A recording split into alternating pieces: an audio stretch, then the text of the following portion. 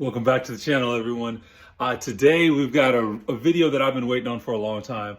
We're finally going to get to our auto trunk install. So as you guys know, I went to LKQ. I pulled a lot of parts from a donor vehicle. I've got everything I need. Plus I had to pick up some wiring from BMW as well too. So I will actually, in the description of the video, I'll put a link to a PDF that actually gives you the DIY instructions on how to do this auto trunk retrofit. But when I looked on YouTube, I did not see any video that would actually give us kind of a detailed instructions on how to actually do the step-by-step, so you guys can actually visualize it. So that's why I wanted to put this video together. So let's turn the camera around. Let's jump right into this. Real quick, before we do that, make sure you guys like and subscribe. I want to keep bringing this content for you guys. So do what you got to do, like and subscribe, and we'll jump into this DIY video. So for one thing, if you guys remember, I went down to LKQ, pick and pull, was able to find a whole trunk setup for the auto trunk as well as the soft close doors, which hopefully, see here, the car's locked. Okay. Boom, soft close doors, definitely liking that. So, but now we're gonna go ahead and install the automatic trunk. So let me put this on a tripod real quick so I can show you guys what I've been dealing with for a while with my auto trunk. With my manual trunk. Okay, I wanted to throw this on the tripod just because I have seen some people cause some damage here with these trunks when these springs go out. But my trunk is kind of out of control. It comes up very, very hard. As you guys can see that, I have to try to stop it because I don't want it to actually shatter my rear glass hitting hard like that. But this trunk has been doing this for, oh man, 6-9 months, something like that. And I've actually purchased springs to replace it, but I kept on purchasing the wrong ones, having issues with that. And then I came across the LKQ with the auto trunk and I said, screw it. I'm just gonna go ahead and just do the retrofit and put the auto trunk in. So that's what we're gonna start on now. Of course, I'm gonna empty out the trunk, also get the battery disconnected. That's a major thing. You always wanna make sure you disconnect the battery. And then we will start working through this. I know there's a lot of videos online that I've seen of people doing demos of what the automatic trunk looks like, but I've yet to see anybody actually give you a how-to video or a DIY on our BMW F10s on how to actually do the install. I've seen like BeamerTech, I think, does it on like a F30, maybe some other 3 Series, but not on the F10. And sometimes the wiring and certain things can be just slightly different. So let's see if we can tackle that together. Like I said, I'm gonna get to disassembling and I'll be back with you guys here shortly. We're making progress. So as you guys can see, what we're gonna need to do here, first of all, we disconnect our negative terminal of the battery. We got that tied up, as well as we have a rag through our latch for our trunk, because we want to make sure that we don't accidentally lock the trunk. I'm sorry. I've already removed all of the other plastic clips, so I've got my little plastic clip removal tool here. Gone through. There is roughly, I think there's about 5 that are down here on this lower section. You want to remove that out of the way. Our center section needs to come out, kind of the floor piece. The little pocket down here that usually stays, that's actually removed. And now we've just basically have this removed and kind of moved out of the way. As you guys see, I have access. You have to get access to the back of your fuse box. Okay, and the reason why is, of course, this is what they call your HK FM module. Okay, that's what's basically the computer behind the automatic trunk. So that will actually end up sitting right here in this pocket. Okay, with this connector, this is actually connects to your wiring harness. Of course, there is 6 wires that come off of this. Basically, these 6 wires come off of this 10-pin connector. 3 of these wires, which should be these red and blue, the brown, and then this orange and red, these are going to wire directly back into, you can just wire it to the back of your fuse box. Then you're going to have a ground wire that needs to be put somewhere, and then you're going to have these 2 green and orange wires that are actually going to go to your HCAN high and low. So actually I have my directions pulled up, which I'm going to put a link down in the descriptions in the description of the video for these directions. But here you can actually see the information that's telling you where we're talking about the color of the wires that we're going to need, those 6 wires. It's giving you the location of the connectors, and then you're going to see basically where we're wiring those in. And that's actually going to tell you here the wire length and diameter, as well as where to wire them in into the fuse box. So this is a very helpful DIY that someone put together, instructions for our F10. So I'm going to work on doing that wiring now. And then once that connector is wired, which again is going to be from, that's actually going to be, again, wiring into our module. We have two connectors that are going to connect in here. That's actually going to be for our springs when we have that done. And then the last connection that we're going to have to look at is actually the plug that actually, this is, I think it's a 6-pin connector here. Now, anybody that has just a manual trunk right now, the connector you have is a 4-pin connector. So you actually need this 6-pin connector, and we are going to figure out what we need to do for wiring on that. That is actually in our instructions as well too. Let me get through a couple of these pages. And where'd it go? Oh, right in here. It'll tell you how you're going to work on switching this 4-pin connector to a 6-pin connector, where those wires are going to go, and then the additional wires, where we're going to put those as far as tapping into other items in your vehicle. So I'm going to get started on this wiring. Should not take me too long, but I will be back with you guys here in just a moment. Also, very important, I've just got an old tripod stand here to hold this trunk up, because you don't want the trunk to fall on your head while you're down here working. And then I've already gone in and test fit one of the spring connectors. So this, of course, is one of the connectors that, this is the an automatic connector. It actually is going to connect right here. And then you'll notice right here on the back side, it's connecting up here. So for manual trunk owners, the normal connection you have is actually right here on the bottom here. So the spring actually hooks in here, and then it actually connects back here on this side. If I can swing that back around, right here on this side. So the spring is coming from here to here. But as you can see, the trunk and the setup already has the connection as well for the automatic trunk. So I just had to move that mounting point. I mean, just basically when I removed it, not really remove it, but I just have to switch where I'm mounting the spring to. So not a big deal there. But we're going to get back here on the wiring of this fuse box now. And like I said, instructions on all of this wiring will be down in the description. So this section of the wiring I have complete. This connector here is actually just going to this side of my automatic trunk. We've got the black connector now wired in. Again, 3 pins went to the back. There was the 2 wires that I actually tapped in right here into HCAN. HCAN high and HCAN low. Basically, any of these HCAN wires are the same, so you could really tap into any of those. And then as far as my ground, you typically, the directions tell you to bring it all the way over here. I actually created a ground when I did my electric cutouts. So I just tapped right into the to the cutouts or the ground that I already had established there. So all of that wiring should be good. Now we're going to work on dropping down sorry about the light, guys, dropping down this top section here. We're going to have to remove our little plastic screws here, get to our button, swap that out, and then we'll work on swapping out the lock, of course. So we'll do that as well as this other side here now. So we're up top now. We've removed our plastic clips that go in here in these sections, and I'm trying to block the light here just so it's not too annoying. The next thing is we've got to actually depress this here in the middle. And when we do, of course, we got to do it hard enough to where we can actually get this little section to pull out, which is very difficult to do with one hand. But I got it. Okay. So again, we're just really depressing this down there, and that allows that to pull out. Now that it's out, we can actually snake that through, because I'm basically just took the like I said, these plastic clips here, pulled these over these I don't know what these stoppers are, and hit this now with our impact, remove this lock, and then we'll get to the finishing up my wiring. Okay, so guys, so we have our new automatic lock, and then the motoring mechanism for the lock. So what we're going to do now is we're going to swap that out.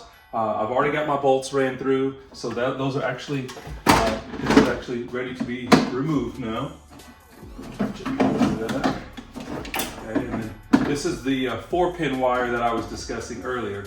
This one is one that we're gonna have to convert to a 6-pin. So this is your old mechanism there. So that's come out now. We're gonna go ahead and swap in the new one. As you guys can see, the new one not only has the additional wiring connector here, but it also has the connection for the motor on the side. The motor, I think, actually is spinning up here in roughly back here in this section there. So we're just gonna make sure we get this lined up properly, and we'll get to wiring that in as well too. So right now I'm putting this in place, and we're gonna go ahead and get our bolts here and bolt this down. If I can figure out where I just put the bolts. Right there. Okay. This is going to push our new lock, and then we will move this in position before we tighten everything down. Okay, so that's nice. There, our wire here, which actually is going to connect to our emergency release switch. So that's actually just pushed through, and we'll connect that here shortly. And then right now, I'm going to determine where this motor is actually going to sit. Might as well connect my motor back up real quick. And we're going to slide it in place, and then once I'm done, I will give you guys a view of what it looks like here with the motor installed. Okay, so as you guys can see, we've got our motor here mounted. That's of course for our latch, so it actually retracts the way we need it to. I now have my plug wired in. This is our 6-pin connector. As you guys can see my electrical tape, I've ran all the wires necessary over, and I did realize that there's 2 additional wires that are wired into this. This is going to be a hot wire that actually goes to the back of your fuse box, so I will pull that out in a minute and wire that in. This wire actually is going to have to go all the way to the front of the vehicle, to the front kick panel fuse box that's on the passenger side. Sorry, I'm going to see if I can kind of zoom in there. Okay, so now what's left here for at the moment is to actually remove this side here, which if you guys can see, I'm just going to take my little pry tool here and just pop that off, just like that. This one is off, and you can see how it just actually see if you can kind of just slides around there. So it's got a hole there, just slides around that connection. So that one is off. And if you see here, again, we're gonna mount on this spot here, but if you look back up here, this is where we took the other one off. There's the other spot up here for the automatic one. So I'm gonna get this one attached. It's here on the ground for me. It's got a big mess going on with my wiring over here. The wires look like they actually go toward the back of the trunk. So I'm gonna get this set up real quick. Just gonna flip it around. This side is gonna go right up in here. It's gonna click on. You can do that real quick with one hand. That's actually already in connected. And then this side actually just folds up, not folds up, but it just lifts up, connects right in here, and you're just gonna push it in there and it clicks on. So that one's already installed just like that, and we're good to go. So I'm gonna run this wire. This wire is my connector. This is the 3rd plug that plugs in behind over here by my fuse box. So there you can see the connector hanging there.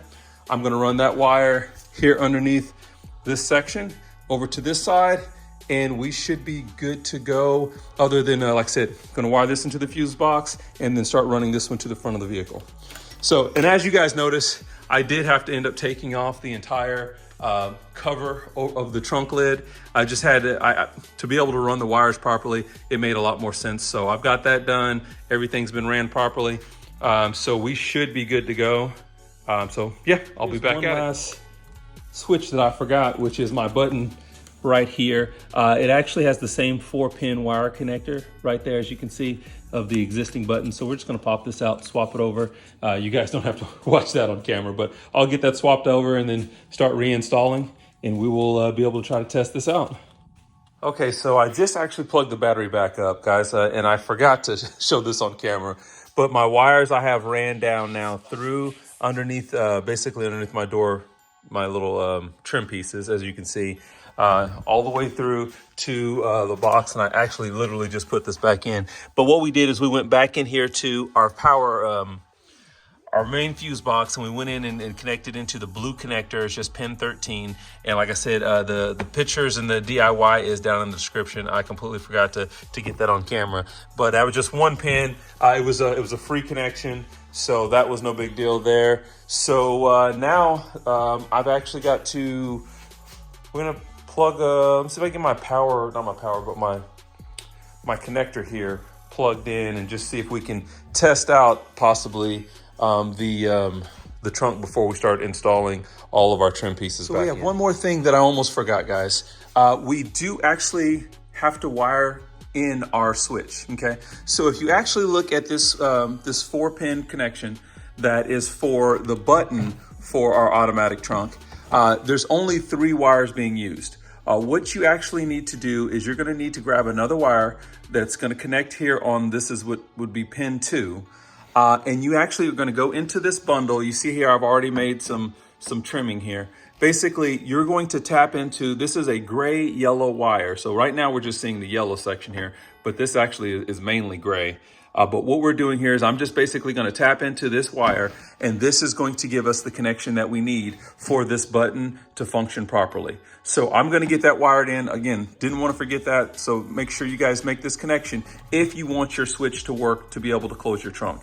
If not, you can actually still use the switch that's underneath the trunk lid. It will still function, but to get this button to work, you actually have to wire this in. Okay guys, and I almost forgot before we get started here, to test it, we actually have to VO code the car. So I'm not really an expert in VO coding when it comes to ESIS, but I'm giving it a shot here. So basically what we're doing is we've had to go into ESIS, we've activated the FA, we're adding VO code 316 to this HKL. That is the HKL module, which should be I believe that's the little white box that we installed in the trunk.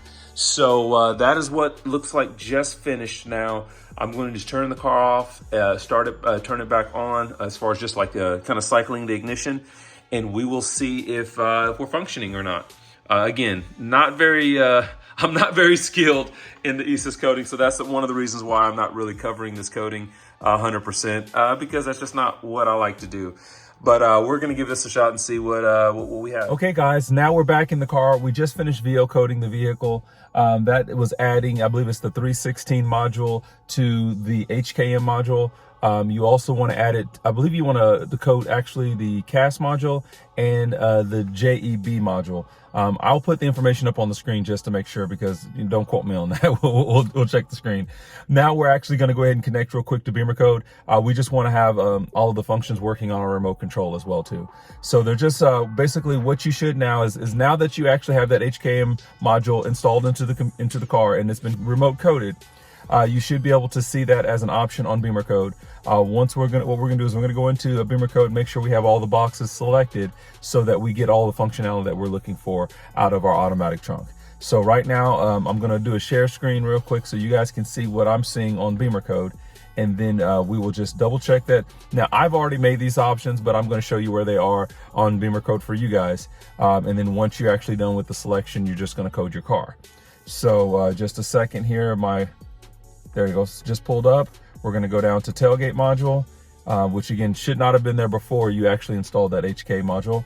Now you see closed tailgate with remote control. That is one we wanna have active. Closed tailgate with button on the interior of the vehicle. So that's the one that should be underneath, down below your steering wheel to the bottom, I guess left-hand side, as well as closed tailgate with remote control without long press. So that's a really nice feature so that you're not having to actually hold down the button the entire time your trunk is closing.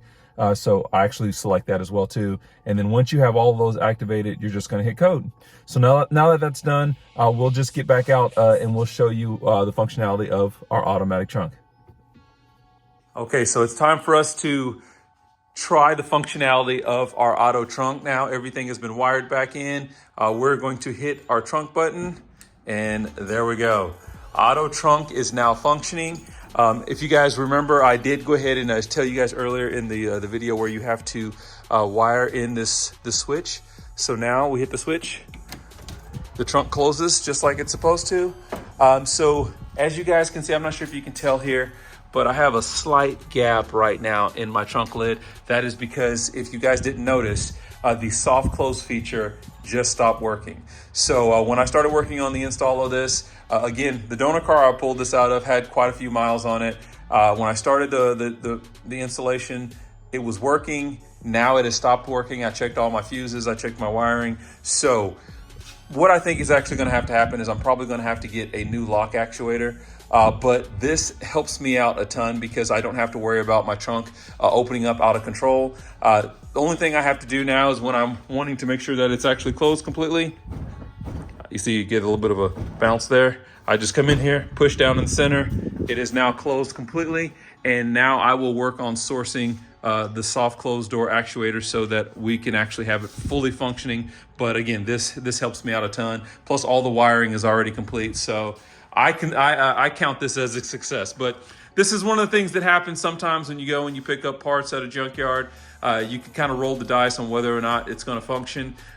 Because I purchased these parts such a long time ago at this point now, we're looking at probably 4 or 5 months. We are outside the, of course, the junkyard warranty time on this. I'm not too concerned, but but like I said, we got an auto functioning truck working.